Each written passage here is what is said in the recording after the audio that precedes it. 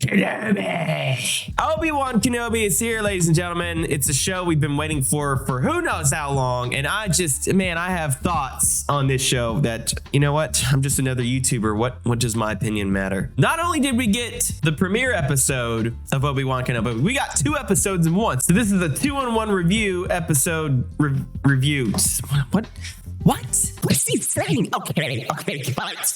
I think, regardless of what your favorite era is, Ewan McGregor as Obi-Wan Kenobi is a beloved part of the franchise. I mean, at this point, he's played Obi-Wan more than Alec Guinness ever did. As you see, the closer in age he gets to being, you know, Alec Guinness as the character, the more those lines become kind of blurred, because I love the way he looks in this show and the way he sounds, and it's just perfect. They nailed it. Ewan McGregor, he just figured it out. He remembered what Obi-Wan was like, and he took a new vision of what that character should be like, and it's a perfect bridge between the prequels and the original trilogy. Love it.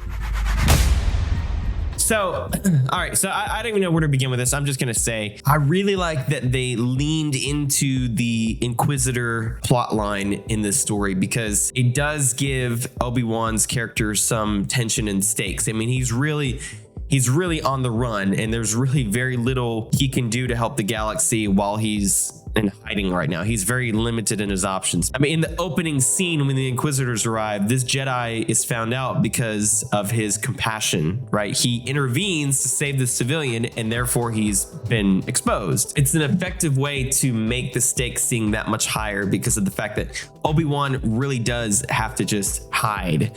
I mean, he just can't expose himself as the Jedi that he is. Otherwise, he endangers not only himself, but everybody around him, including Luke and possibly Leia as well. There's real stakes, even though you know that everybody's going to be okay. Well, you know, not everybody, but you know that the main characters, Obi-Wan, Luke, Leia, they're all going to be okay by the time you get to the next, episode. There's still a lot that can happen in the meantime, and there's a lot of other characters that can die, and there's a lot of other innocent people in the way that can die. So one of the big questions I had first going into this series was how are the Inquisitors going to be portrayed, and were they going to be menacing enough to be taken seriously? And I had to say, I feel like it's about what I expected. Reva, however, is way scarier than I thought she would be. She's a little bit unhinged at times. The rest of them look creepy, but she actually is a force to be reckoned with. She doesn't play by the rules. She has no, she will do whatever she has to do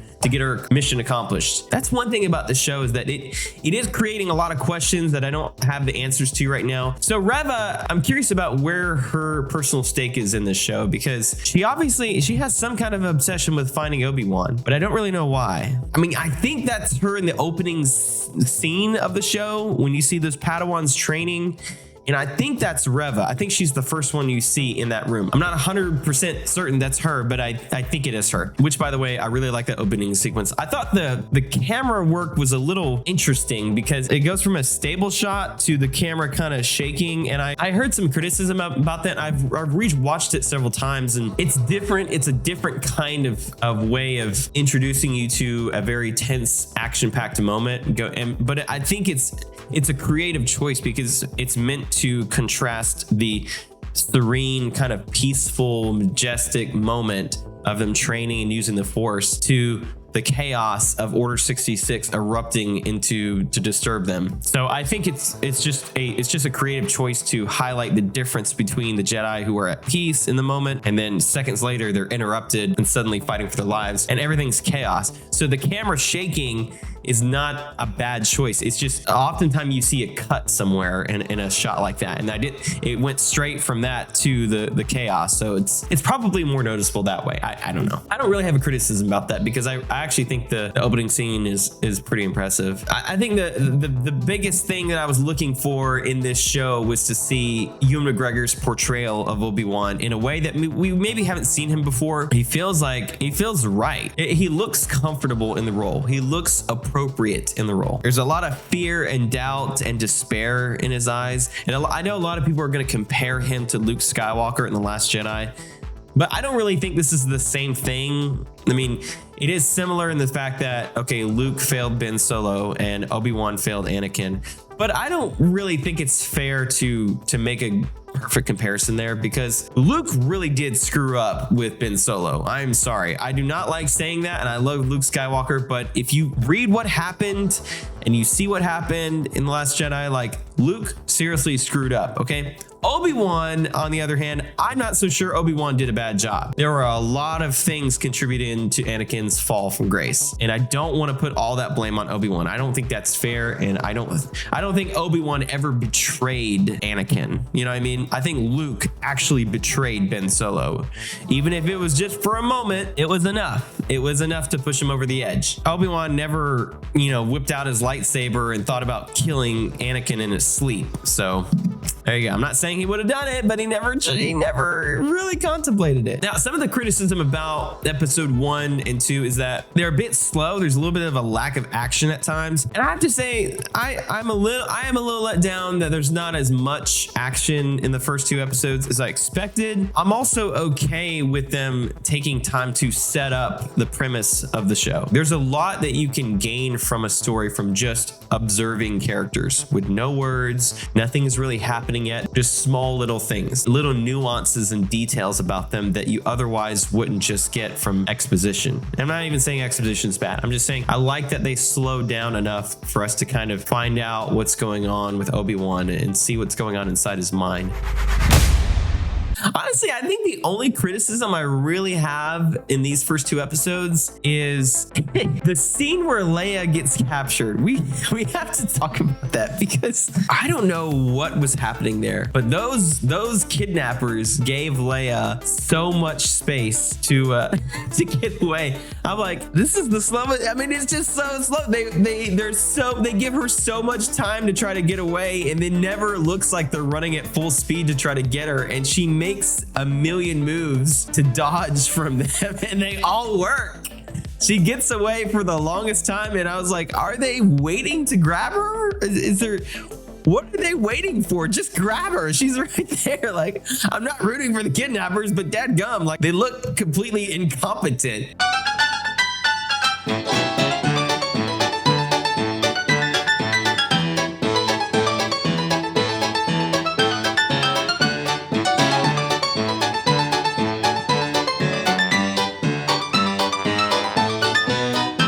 And so, like, if they were trying to portray a sense of, tension and fear and like, oh no, she's about to get kidnapped, like, it was undermined by the fact that these kidnappers seemed completely incompetent and were running like really overweight guys at a 5K. Like, I couldn't take it seriously. I'm sorry to Director Deborah Chow. You're doing great. You're doing great in so many ways here, but that was not good. That was not good. I don't know. But the good news is like, that's such a little thing, and it's kind of fun to watch, even if it's not good, because like there's one shot where she ducks under a limb, and the guy running behind her trying to get her, he runs into the limb, but it's at like chest level. I mean, he didn't even try to miss it. He just ran into it. And I guess he was just hoping that it would just disappear by the time he got there. Oh man. It's supposed to be a tense chase sequence, and it's just, the tension is just cut because these idiots, the way they're chasing her. Oh my gosh. I know there may be some confusion about the fact that Obi-Wan leaves Tatooine to go help Leia at some point, but I actually thought it raised a really interesting point that I'd never thought about before, in the fact that Obi-Wan positions himself really close to Luke so he can keep a close eye on him, but he leaves Leia in the hands of Senator Organa. And granted, she lives a very protected, very lavish life, so she is doing great. She's a little sheltered, which I think is her complaint in the early parts of the show. But I think it's an interesting way that they created a dilemma that I didn't think would ever happen. I always just assume like, nah, Leia's good. She's fine. No one would ever come after her. It put him in a situation where he had to make a decision whether or not to leave Luke technically vulnerable for some time or go after, because I mean, he can watch over both of them at every moment.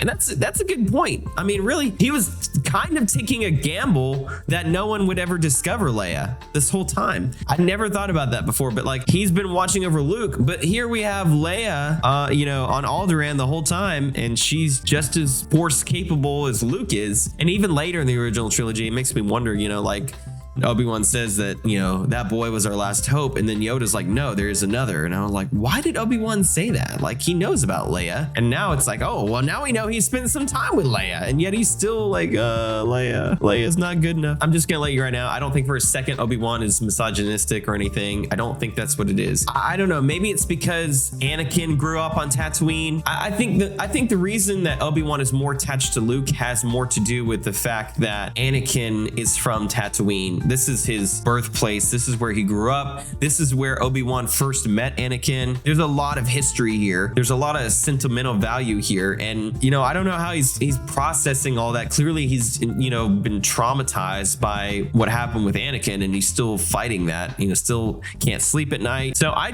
think that has more to do with his presence on Tatooine than just playing favorites. But it's an interesting way to kind of force him into making a decision like that. I think real character growth is found when characters are faced with difficult dilemmas. That's when you get real character growth, when they're forced to make a decision that changes them or that makes them face their beliefs, right? But that's one of the things I think is so great about Kylo Ren's arc in The Last Jedi. Is like he keeps getting put in situations where he has to make a decision and his character has to go one way or the other, and he grows from it and changes from it. And that's how you see real character growth, is when they're forced to make a difficult decision that will lead them down one path or the other. I see a lot of character growth for Obi-Wan already because he's been put in this difficult position. Obviously he doesn't want to be found out. He doesn't want Leia to be found out or Luke to be found out. I think one of the best elements of the first two episodes is seeing his interactions with Leia. She's so funny. Like, she's so snarky and witty. And like, I thought she did such a good job at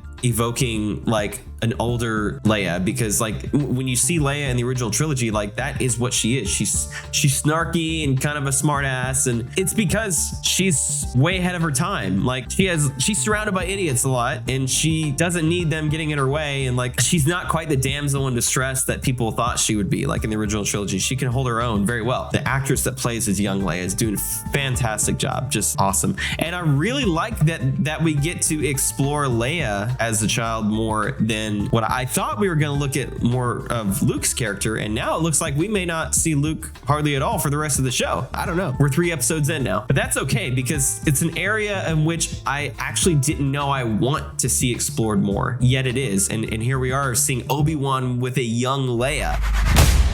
My only real criticisms have to do with, like I said, there's a couple of action sequences where I thought were a little strange and maybe not as good as they could have been. As for the character of Reva, she's getting a lot of attention on social media right now, and I'm really hate that she's gotten some really just horrible messages from people towards her and towards her character. And I knew going into this show, like I was expecting there to be some controversy because the controversy was already there before the show started. Honestly, I don't really get why people have such a big problem with her. If you do have a problem with her character, I mean, I don't think she like blew me away. I thought she was the best part of the Inquisitors so far, because I wasn't impressed with the other Inquisitors, honestly. They're never really scary to me. She was the only one that was intimidating in my eyes. And it was a little strange that she was able to kill him so easily. Like either he's an idiot that just didn't see it coming, or like that's another slight critique on the action sequences. Like, I feel like he should have been able to at least defend himself, and that would have been a fun way to like showcase her abilities. But instead she just kills the Grand Inquisitor, and then she's like,